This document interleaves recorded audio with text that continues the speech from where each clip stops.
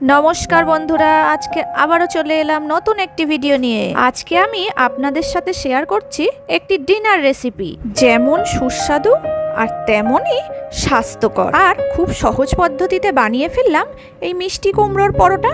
প্রথমে দুটো আলু, একটু মিষ্টি কুমড়ো আর একটু পুটুটুলিতে বাঁধা মসুর ডাল নিয়ে একসাথে সিদ্ধ বসিয়ে দিলাম। পেঁয়াজ কুচি, টমেটো কুচি, একটু আদা রসুন পেস্ট আর কাঁচা লঙ্কা কুচিয়ে রাখলাম। এটি নিরামিষের দিনেও খাওয়া যায়, শুধু পেঁয়াজ রসুনটা বাদ দিয়ে দিলেই হবে, বাকি সব একই ইনগ্রেডিয়েন্টস যাবে। কড়াইতে তেল গরম করে দিয়ে দিলাম একটু শুকনো লঙ্কা, তেজপাতা, চিনি ফোড়ন।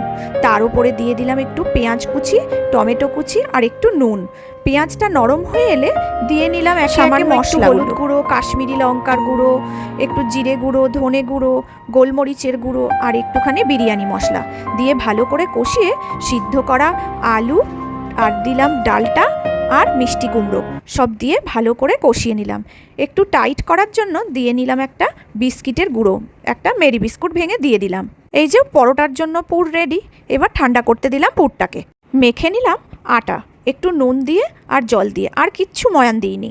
আপনারা চাইলে ময়দা দিয়েও করতে পারেন, কিন্তু ময়দা তো খাওয়া স্বাস্থ্যের পক্ষে ভালো না, তাই আটা দিয়ে করাটাই ভালো হবে। আটার একটা খিলি বানিয়ে নিলাম, নিয়ে তার মধ্যে ভরে দিলাম পুর। এক একটা লেচিতে পুরগুলোকে ভরে ফেললাম, তারপরে বেলে নিলাম লেচিগুলোকে। এখন বেলা কমপ্লিট হয়ে গেল।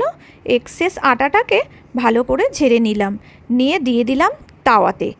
প্রথমেই কিন্তু তাওয়াতে আমি তেল বা ঘি কিছুই দিইনি। প্রথমে রুটির মতো করে পরোটাটা এপিট ওপিট করে সেঁকে নিলাম। এই সময় ওভেনের আঁচটা আমি মিডিয়াম টু স্লো করে রেখেছি।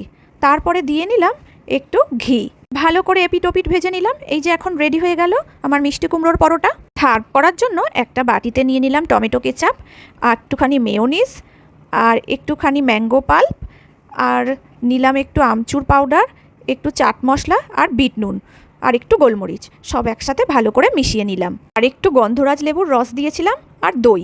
আপনারা দইটা দিতেও পারেন, নাও পারেন। এবার সব একসাথে মিক্সড করে নিলাম। রেডি হয়ে গেল পরোটা দিয়ে খাওয়ার চাটনি। নরম, পুষ্টিকর আর ঘরোয়া স্বাদে ভরপুর এই পরোটাটা প্রতিটা কামড়ে এনে দিচ্ছিল এক অন্যরকম তৃপ্তি। পেঁয়াজ, কাঁচা লঙ্কা আর এই ঘরোয়া পদ্ধতিতে তৈরি সসের সাথে পরোটাটা সার্ভ করে দিলাম প্রথমে মেয়েকে। মেয়ে তো খেয়ে বলল অসাধারণ হয়েছে। তারপর আমরাও সবাই খেতে বসে গেলাম।